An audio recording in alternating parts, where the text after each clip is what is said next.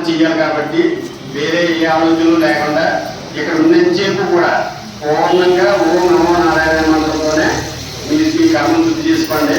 ఎవరికన్నా వాళ్ళే కడుక్కోవాలి తల్లి, పక్క వచ్చి ఏమీ చేయరు కాబట్టి ఆ పద్ధతి చెప్తాం తప్ప వేరేదే ఉండదమ్మా. కాబట్టి మీరు మీ కర్మను కడుక్కోవాలంటే పూర్ణంగా నారాయణ మంత్రం చెప్పుకోవాల్సిందే. అర్థమైందమ్మా? అందరూ లైన్లో ఉండడం, ఇలా లైన్లో రండి.